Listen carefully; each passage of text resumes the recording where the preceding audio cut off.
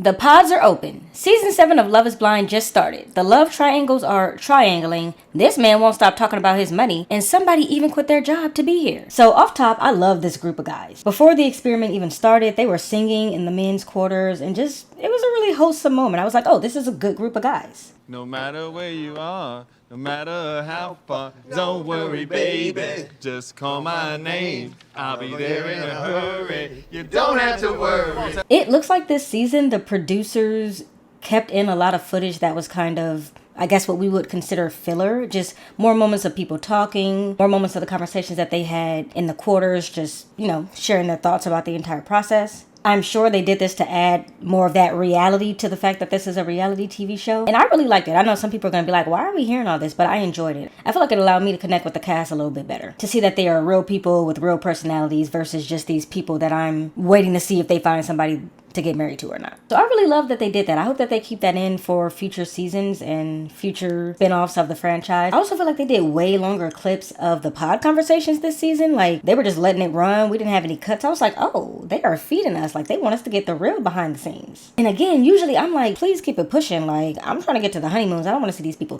talking. But I really liked seeing them talk. So whoever made that decision, shout out to you. I felt like it added more context for me as a viewer into what the Love is Blind experiment is like you're actually talking about it. Usually I feel like we just see like them hitting these important conversations, but it was more casual. They're just talking about, whatever is coming to mind. And more importantly, like I said, we're seeing the clips without cuts. So we're seeing it as it happens, the silences, things that make a conversation a real conversation. For example, they showed us a really good chunk of that clip when Tyler and Ashley did the silent disco. Listen to a little country, a little alternative. 90s and early 2000s R&B is my favorite. This is like when people weren't afraid to like talk about love. I love that. But just know this, some of my songs are embarrassing. No, me too. All right, I'm ready. Hey y'all, it's Nae. Welcome back to my little corner of YouTube. This video will contain spoilers for Love is Blind Season 7, Episodes 1 through 3. So if you haven't seen them yet and you do not want spoilers, save this video and come back after you do. You are about to hear my thoughts on Episodes 1 through 3, but of course I want to hear yours, so feel free to drop your thoughts below if you do want to participate in the conversation, and give this video a like before you go,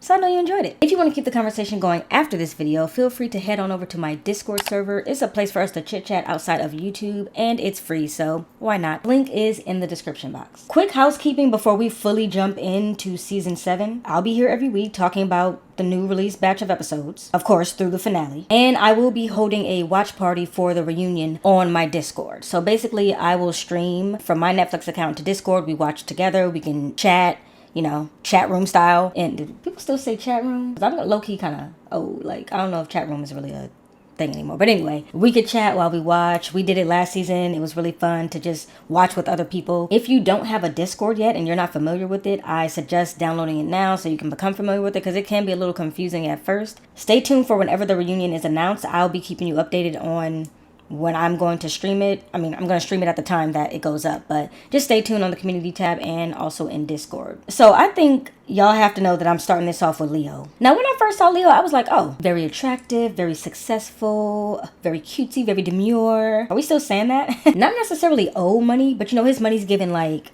late 20s, early to mid 30s, like he got that young money, He inherited his family's business, and basically he said he's here because he feels like IRL, he can't gauge if women only want him for his money and his status, so he's here to kind of push past all of that and find someone who can like him for him. And I was like, oh, okay, I get that. Like, if I had a lot of money, then I wouldn't want people to want me for my money either. Like, I get exactly where you're coming from. And then when I really thought about it, I was like, okay, you don't want anybody to know about your financial status. So you better, one, make sure that you leave her with the wife, because you just expose your financial situation to all the women who watch Love is Blind. And we do watch Love is Blind. And so now he may have just made it harder for himself. Two, if you're really trying to keep your money a secret, why do you keep talking about your money? I'm an art dealer. Oh, you're an art dealer. I'm an art dealer. Like, I grew up financially, very well off. Yeah. Obviously, I'm so incredibly financially blessed. You wear this watch if you're a fucking CEO or a lawyer or some shit, That's a Rollie? I've never felt so rich, man. They're built to be durable. I'm a rich fucking art dealer. I grew up I went to a country club, I went to private school, my college was paid for. I'm incredibly financially fortunate. Business I was really blessed to inherit, does pretty well. But I would much rather have my problem than the problem of lack of money. It's a really great lucky problem to have. Brittany's gonna be expensive. I have money. Also, I just noticed this as I'm editing, but Netflix is petty as hell for showing Nick D's watch while Leo was talking about his Rolex, because they know damn well that Nick D did not have no Rolex. So like, if you don't want people to be interested in you for your money, why don't you talk about what else you bring to the table? We get it. You have money. We saw the bottom of your damn shoes. Cheap shoes are not made like that. Also, I don't know which country club he went to that taught him how to crip walk, but he kind of ate that shit. And it's probably because he keeps harping on his money, but something about him to me feels oddly curated. As if he's cosplaying emotions that he thinks people would have. I don't even know what to say either. I'm just like sitting here with my face in my hands, like. And look how he throws the book so dramatically. Like, boy, what are you doing? I hope I'm wrong about that, but it did cross my mind. I was like, he don't really feel that genuine. I don't know. Now, he is between two women, and we are definitely about to dig into that because I feel like that entire situation took up about 45% of these episodes. And if I'm being real, Leo does not want either of these women. He's just used to having his country club cake and eating it too. Now, Brittany, bless her heart, is the first woman who Leo claims that he wants to be with. Now, off top, y'all ain't even gotta tell me. I know y'all not gonna like Brittany because she said that she's a trophy wife and she said that she likes seducing people with her eyes. I'm obviously a trophy wife. Outside of this experience, usually I can just like seduce people with my eyes and I don't have my superpower anymore. It's just strange.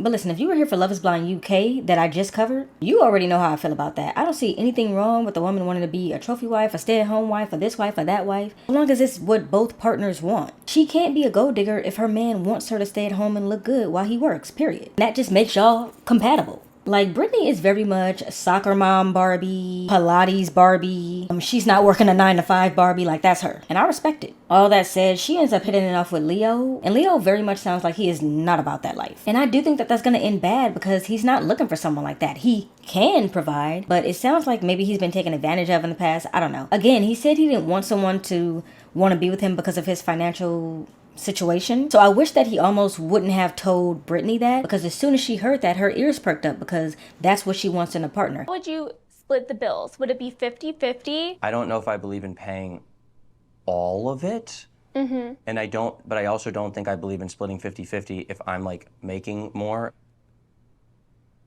But I do like the thought of both of us paying something because it feels like we're both invested. I'm glad because the other guys were hard 50-50 and I didn't realize, like, I don't agree with that. If I'm Brittany, all I will be hearing is, that's what he says now, but I can get him to do it. And like, I can't fault her for that because that's what she wants, but she better make sure he get on the same page because it don't sound like he about that life. Funny enough though, Brittany says if she wanted to marry for money, she would already been married. And Leo finds comfort in that because he's like, oh, that means that there is something more that she's looking for. I think that's partially true, but make no mistake. If it came down to you checking every single box for Brittany, but you were broke, she wouldn't marry you. So the money does matter. I hope he didn't find too much comfort in that, because it very much does matter. It's just that she's saying she wants the money plus. And considering that he just flat out started golfing when she was talking about her husband being the provider in the relationship, yeah, I don't think he wants that. As girls, I do like nice things, and we shop more. Grooming and nails and hair and my fucking workout classes and stuff are expensive. And my last relationship, I was taken care of 100%.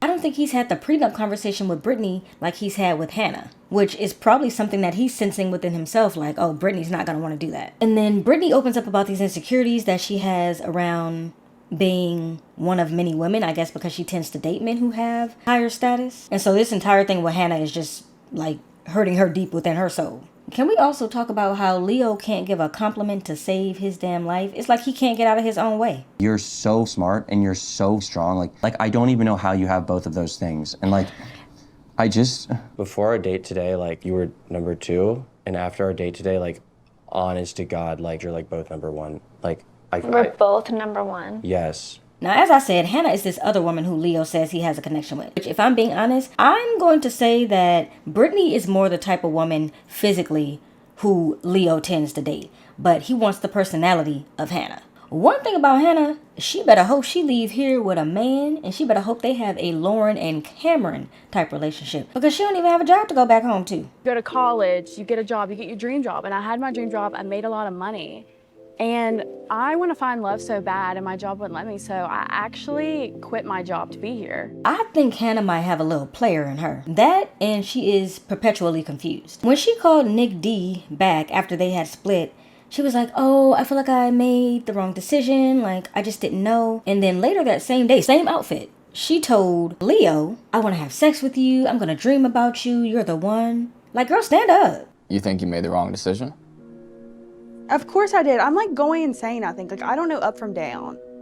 Just want to like be with you, you know? Yes. I just want to hang out with you and like Yes. snuggle you and like have sex with you and kiss Yeah. you and like have fun with you. You telling me that's not a player or a player in the making? But like I said about Leo, I think he's playing in Hannah's face and he's playing in Brittany's face. But there is a part of me that feels like Hannah is playing in Leo's face and Nick's face, so maybe they deserve each other. This love square is a bit too much, and like, we only 3 episodes in, how did we get here? Now, at one point, all the men are sitting in their quarters discussing the Hannah and Brittany situation. They're saying, oh, Hannah is young and this and that, but she's 26, not 18. I don't know why they're acting like 26 isn't a normal age for people to start considering marriage. That being said, she is being a little immature with how she's handling this entire love triangle, square, this is a rectangle. Listen, I'm not here to teach y'all shapes. I get why she says Nick was giving her red flags, and she does call him out on it. But at the same time, is it fair to keep Nick around when you're doing this balancing act for him? It feels like she's keeping him around as a backup. We often see this on Love is Blind where people are like, well, I just don't want to leave alone. Like, I want to make it to the second half of the show. I want to make it to honeymoon. I want to make it to the altar. So they do anything they can just to make sure they leave with someone. Like, it's less about them leaving with their true love or whatever they're there for, and more about the fact that they just don't want to get cut. So I do feel that he was justified in walking away from that situation when she was like, oh, I could just cut it off with you right now. Okay, then what am I doing here? I don't want to end it with you right now, but I don't know if I like want to end it with someone else. I don't know if like I want to go back in there and like die. Like, I don't know. So you would end it with me right now?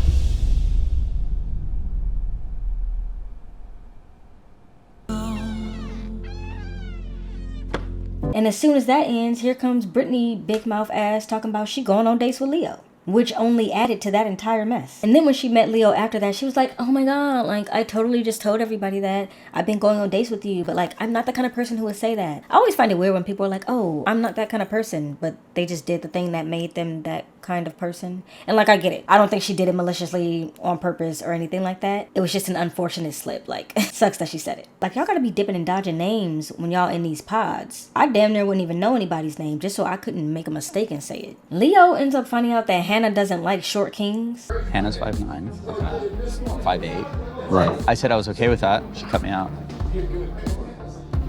Not necessarily a bad thing. I think David definitely felt the way about it because he is the short king in question. But Leo looks pretty tall. He has to be at least six feet. I do think that David was trying to push those feelings on to Leo. But I think the connection that David was trying to make was like, oh, well, this is something about her character. Like, she judges people for being short, which is something they can't control. I get it. But also, I wouldn't want my man to be shorter than me either. And you got to do a lot to be shorter than me because I'm 4'9". So if you shorter than... I'm not even gonna go there. Because on the other hand, there are plenty of women who don't give a damn about that. What if I am like 5'5", 5'6"? That's fine.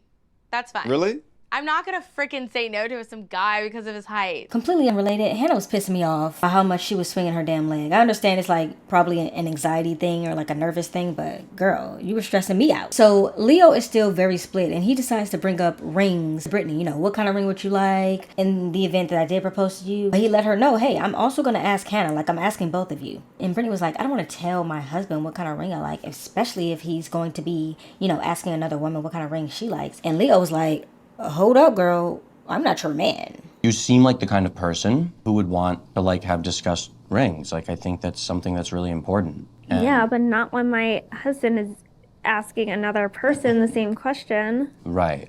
But I'm also not. That's like I'm not so also. not normal. I know.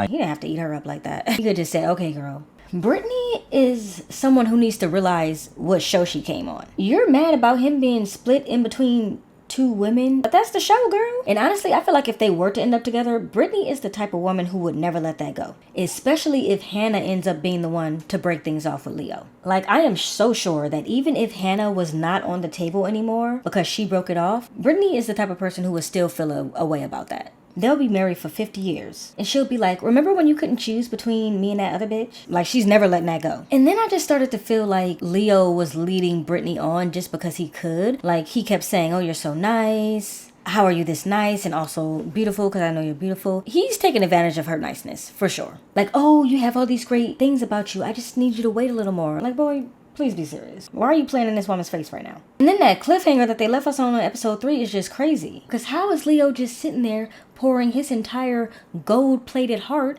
out to Hannah after what he just said to Brittany? And that's why I say that his emotions feel curated and like he's cosplaying. Because what the hell is this if not an act? Hannah, like, I want you. Like, I had no idea you were having all these feelings. I would have been here telling you how I want you, telling you how I want to marry you, telling you how I love you. When I came in here and you said that, like, God, like, I literally felt like someone just ripped my heart out my fucking chest. Like, we would take over the world together. Look, like... This is horrible. I know. What would you say if I asked you to marry me right now? And then finally, in this love square, we have Nick D. Now, Nick, have we learned nothing from last season of Love is Blind US? Over here talking about he looks like Henry, what's the man's name? Henry Cavill, who plays Superman. Now look, I could see this comparison more than I saw the Megan Fox comparison last season. But I need us to learn, when we go on Love is Blind, when we are in these pods, we're not going to compare ourselves to any celebrities. You are setting yourself up when you do that. And why is Taylor catching strays? What'd she do to y'all? I'll be your Taylor Swift, and you can be. I could be the Travis Kelce. You could be my Travis Kelce. Oh my gosh, I'm a little bit better looking than Travis, but Okay. hey, Okay. I think you might be a little bit better looking than Taylor. Nick is nerdy, but I think he's kind of fun. People are saying that he's a smooth talker. I was a kicker and a punter. Like, First of all, you are way smooth talking to be a kicker and a punter. I had my date with Mr. Suave. He was a smooth talker. F-boy question mark? Now, if you have watched my videos long enough, especially my videos on dating shows, then you know that I am a terrible judge of character. Some of these people, I'd be like, oh, they look so amazing. And it turns out that they are just like the worst person ever. So I think Nick is cool. I don't think he's trying to be a smooth talker or anything like that. But he might be the villain. Time will tell. I just don't know. Like, I genuinely do have the world's worst read on people. 9 times out of 10, I'm giving you the benefit of every single doubt. Now, let's talk about Steven, because he was the runner-up to Leo for who was going to win the trophy for annoying the hell out of me the most. He concerns me, and yes, this is where the red flag starts to come out. How do y'all feel about Steven trying to explain away cheating? We just covered Love is Blind UK, and there was a guy on there who was a cheater and explained the situation. And really the public consensus, viewer consensus, was that he handled it in a nice way. He explained how it happened. It was almost a decade ago that it happened. He was super young, whatever. He explained it. He took the blame. He took the fault. And we were like, okay, that's how you handle that. My stance is once a cheater, always a cheater is not really a thing that applies, especially if you didn't cheat on me. Like if you cheated in another relationship and then we're in a relationship, like that doesn't necessarily make me think that you're going to cheat on me. Sometimes things are not black and white and circumstances may vary. On top of that, we have this whole thing with cancel culture that doesn't really allow people to grow. Like people have to be allowed to grow and change and grow up. So if you're going to hold something against someone that they did 7 years ago, then like, are we going to hold everything against you that you did 7 years ago? No, that's insane. But there is something about the way that Steven explained it that made me pause. I believed that this person that I was dating at the time, I believed I didn't deserve her. Everyone has a different concept of cheating. I basically slid into a girl's DMs like a dumbass, and we were flirting with intention. Like, that feels a little excusey, no? Like, come on. I wish he just would have said it a little bit better. Red flag. He voted for 45 because he didn't like the woman candidate. Red flag. Not because he's a Republican, but because I think he's sexist. I voted for President Trump because I didn't like Hillary. I actually tend to agree with him about not voting Republican or Democrat just because you feel loyal to the party. But something about him specifically gives me far-right January 6 vibes. He then followed that statement up immediately by claiming his 1/8 blackness or whatever the hell he was trying to say. Red flag. Sir, you are a white man. You look like a white man. Society perceives you as a white man. And your experience in the world is that of, guess what? A white man. And all the privilege that comes with that. It's honestly incredibly insulting to me as a black woman for a white man to think that he's relatable to me, comparable to me, because he's like 1/14 black or something. His entire aura, as TikTok is saying these days, red flag. Someone save Monica because we cannot lose another one to the sunken place. So let's move on to Garrett and Taylor. Is it just me or do they have the most unlikely relationship? Like, they seem like the most unlikely couple. When they were first starting to connect, she mentions that she doesn't want to tell him her mom's name because she felt like it would give too much about her ethnicity away, because this is Love is Blind and you're not supposed to know anything about physical appearance. And he, out of nowhere, jumps and starts talking about how he's only dated white women, how he thinks she's being sneaky, she's hiding stuff, she's calculated. My mom's first name, I think it gives away part of like how I look. Like my ethnicity. Your ethnicity. I have to admit, like I've dated white girls. That's all I've ever dated. It is a new feeling for me. You are very like calculated about what you say, and it's also like, what's she hiding?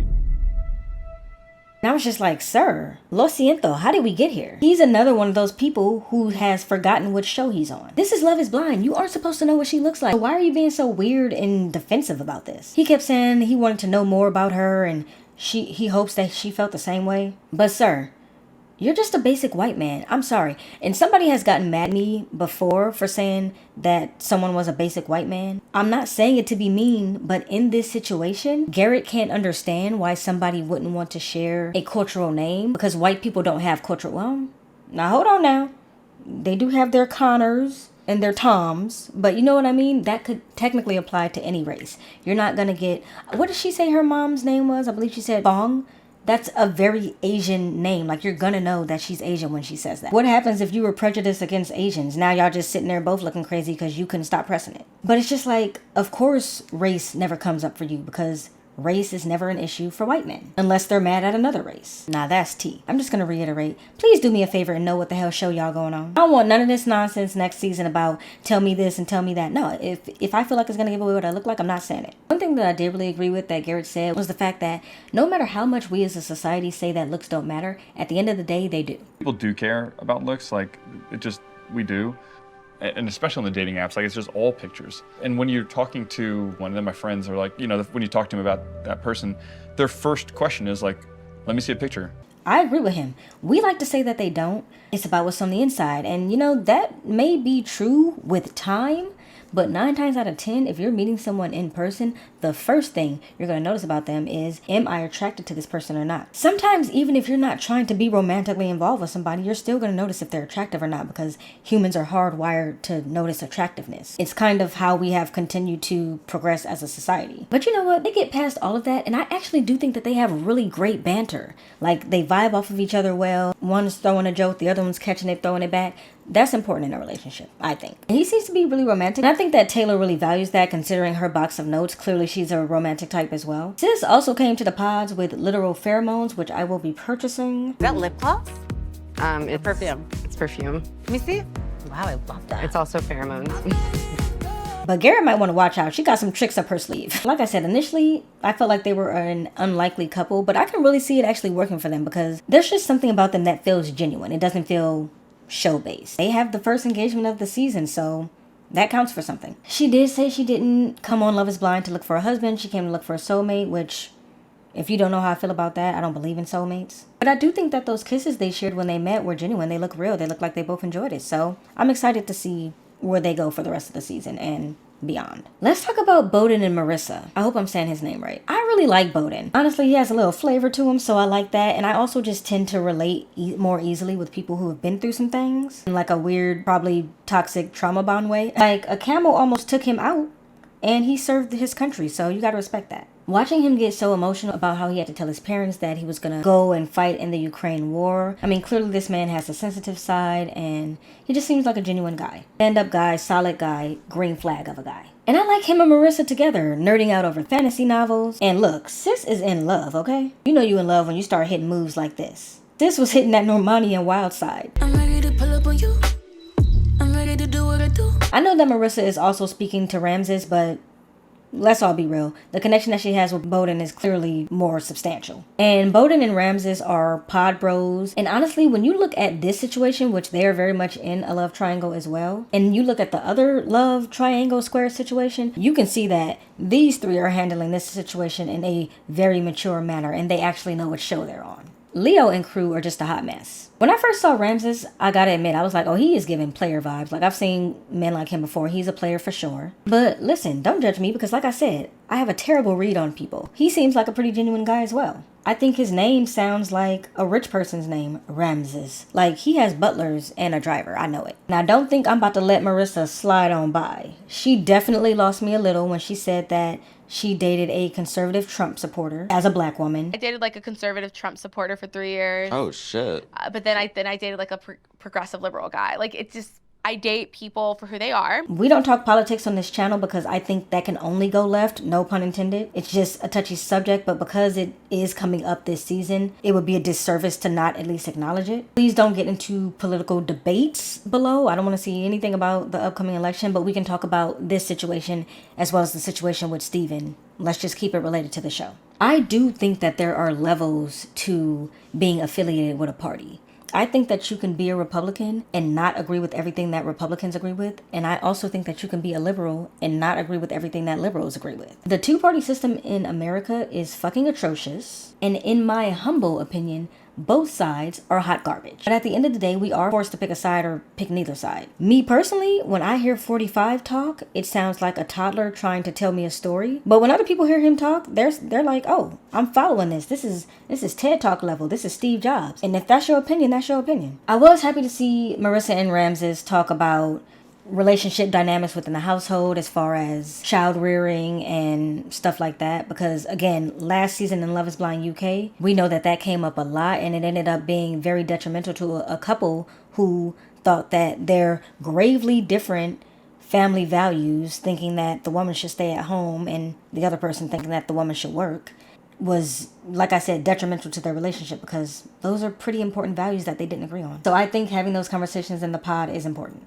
The men this season are in touch with their emotions, and you love to see it. Hearing Tim express his love for his sisters was everything. I was crying right along with Alex. Knowing that a man cares for the women in his life is important, because 9 times out of 10, how he treats the women in his life is how he's going to treat you. That being said, he said 2 times plus that he used to be a dog. In the past, I was a dog, man. I wasn't ready. I was still playing games. I was a boy in the head, but a man in the body. My mother always says, you need a strong-ass, strong-willed woman. Yeah. I'm a dog. And that makes me think that you are actively a dog. And why are you on a show like Love is Blind if you still have your doggish ways? It's a little red flaggish. It's creeping up. He mentions that he lost both of his sisters, but he finds peace in knowing that through marriage, he's going to be able to give his parents another daughter. So when you hear a man say something like that, you're like, oh, clearly this man is sensitive. But then it's juxtaposed with the fact that he said he's a dog. Maybe he's a sensitive ass dog, I don't know. And then I was gonna give my girl Alex props for showing up to the pods with slippers on. But then in the next clip, she had her heels on, so I think the producers probably told her, girl, take them slippers off. We got images around here. Because this man can't even see you. I never understood why they be showing up to the pod with heels. Like, y'all about to sit in a pod. Tyler is another man this season that I'm just like, oh, the emotions are very much turned on. He's like, I will cook and clean. I'm not talking about what Cardi B's talking about. Raised by a single mother, which I think definitely influenced his caring side. I believe that he truly, truly will value his partner. I believe that. Like, my mama cook food and it's enough for us, and she'd be like, oh, I'm not hungry, but I knew she was hungry. She would work all day, then she would like come home enough to like get us dinner, then she would work a night shift. And she was just raising 3 kids by herself. And I'm so excited that that partner is going to be Ashley A, because girl is gorgeous. She's gorgeous, and I think she's getting a great edit, which is important to me because most of us are avid reality dating show watchers, so we know that black women don't tend to get good edits on reality TV. We're either presented as ghetto or unlovable or doormats willing to be walked all over and take anything. Ashley's getting a great edit, and I love that. Something else I also love about Ashley, I love that she felt comfortable enough to admit that her music taste is eclectic. I have an eclectic musical palette. Listen to a little country, a little alternative, but just know this, some of my songs are embarrassing. Which I just thought was such a beautiful moment. Like, call me crazy, but I think that sharing music with people is a love language. I love sharing music with my husband, with my friends, with anybody who wants me to share music with them. In fact, I even love sharing music with y'all. If you're the type of person who likes a playlist that's curated by somebody else, then you should definitely check out my Spotify. I'm not an artist. I don't make music. This is not a plug. I genuinely just like creating playlists and sharing music with people because it's a love language for me, and I love you guys. So if you're interested in any of the playlists that I create, Check out my Spotify, linked below. Also, if you have a song or artist that you are loving right now, drop it in the comments because I literally listen to everything. And I know people be saying that, but like I mean that. I could be listening to Taylor Swift at 9 a.m. and Under Oath at 9:10. The criteria is good music, not a specific genre. But you know, black women, black little girls get called weird for listening to anything other than R&B and hip hop. My own friends used to bully me for listening to screamo music. And so it took me a long time to openly admit that, hey, I really fucking love screamo. Like, I'm a crowd surfer. I'm a mosh pitter. But I feel like when I would say that specifically around other black people, they would be like, why are you so weird? It took me years to overcome that. Like, oh, shit, I can't be a black girl who listens to heavy metal because people are gonna think that I'm fucking weird. And maybe I am weird. I don't know. I don't care. I don't care anymore. That's the point. I don't care anymore. It's the point that I'm trying to make. So I'm happy that Ashley A also does not give a damn. She did say one thing that had me side-eyeing her. She asked Tyler if he would be willing to share his phone password and let her go through his phone. I do see that as a red flag, but I'm not about to red flag my girl, and don't you even think that I was gonna do it. I think that feeling like you need to go through your significant other's phone is a red flag because that is just an insecurity, especially if they haven't given you a reason to feel like you need to do that. And so you shouldn't place those insecurities on someone who is not at fault for providing them to you, if that makes sense. And I'm just hoping that she'll be able to navigate that in the real world. Tyler is really in tune with his faith, which Ashley values because she's also really in tune with her faith. Did write a prayer for us. So, Tyler, shut up. I'm dead serious. I wrote something. Okay. Dear God, thank you for allowing us this food. Ultimately, I think that's going to end up being a great foundation for their relationship, their potential marriage. Please don't prove me wrong, y'all. Like, I'm rooting for y'all. And he's tatted, so that's like a bonus. It's like a reward. Ashley was nervous as hell when they were about to meet for the first time. It does make me nervous because he doesn't know what I look like. He's taking a risk. I'm taking a risk. And to be honest, I love the honesty. It is a risk. You are taking a risk at not being physically attracted to them and not being physically attractive to them. And when that door opened, she was clenching her teeth preparing for the worst. But then she had that sigh of relief, so. I think they're both happy, although these first interactions have to be taken with a grain of salt. It's always questionable because is somebody really gonna be like, oh shit, like you ugly as hell? Like nobody's gonna say that. If they don't like someone, they're probably just gonna pretend to like them. And so you really do have to take these first interactions, like I said, with a grain of salt. Except that boring brown eyes comment from Love is Blind UK, never letting that go. But I feel like this interaction went well. Every time a new season of Love is Blind starts, I'm just like, OMG, we're back again. I like being back here with y'all for Love is Blind. Especially with the US version, it's the original, and it just feels like a little family reunion every time we come back for it. I will see you in the comments. I will see you over on Discord. And of course, I'll see you next week for the next batch of episodes. Until then, bye. We are back. We are back with Love is Blind. So it's October. You can't even really see that this is supposed to be festive, but it's like this little bow that I got from Target. I have my ghost earrings. What is that? Is that on my camera or me? Oh, that's on the camera. What is that? Screen shit's dirty. I got my ghost earrings. Hold on. Y'all need to see the detail on the coat. Please. Don't play with me. Look at that. I don't know if y'all like podcasts. I was just listening to one of my favorite podcasts, Swindled. That's like true crime, but without the murder. And I'm re-listening to the episode about Hurricane Katrina because right now, the whole situation with Hurricane Helene, I believe, whatever is happening. And I don't know. I'm just fascinated by how absolutely terribly it's being handled. And then I remember back to when I was listening to the Hurricane Katrina episode on Swindled. If you were like me and you were a kid when that happened and like you remember it being bad but you don't really remember why, highly suggest going to listen to that if you like podcasts. If you don't like podcasts, then I don't suggest because why would you listen to a podcast? But if you do, highly suggest. I mean, one, I love the person who does the podcast. He does great. He's a great storyteller. But to hear how the city completely failed the people in New Orleans during Katrina is just like, it's a heavy listen. I'll just say that. If you're interested and want to know what really went down there, highly suggest. But I'm not even going to hold y'all at all. This video is going to be long as shit. Like, I knew when I scripted this video that it was going to be long. But as I'm recording it and I'm at 47 minutes, this might hit an hour because I'm still, like, I rarely have to re-up on my gloss. Oh, y'all can't really see it anymore. Well, you can see it. To do the standard YouTuber thing, put a dark thing behind it. I use the Black Girl Sunscreen Make It Pop lip gloss. It's a clear, it's nice and simple, but the gloss be glossing. I love it. I'm almost out. I need to buy more, but this has been my go-to like all summer. I like a nice clean look these days.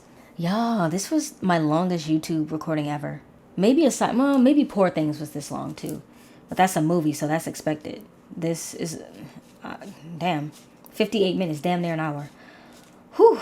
All right, y'all. That's it. It's going to take me 20 days to edit this, so bye. Oh, wait, one more thing, guys. Because you know I showed you how festive I was with my ghost earrings. I also got the, look, Target don't play about they seasonal items. I got these really cute Halloween slippers. Like, are you seeing this? Look at, hold on. Camera's not doing them justice. Focus on these. Look how cute these are. Please. I buy new slippers every season because I like having new slippers and I like how cute they are. Anyway, nobody has to see my pumpkin slippers. Okay? I'm gonna leave now. Actually, I'm gonna eat breakfast. It's 8:30 in the morning. Bye. Let's see. Well, we'll see. Young Money, like Lil Wayne. Okay. Push through.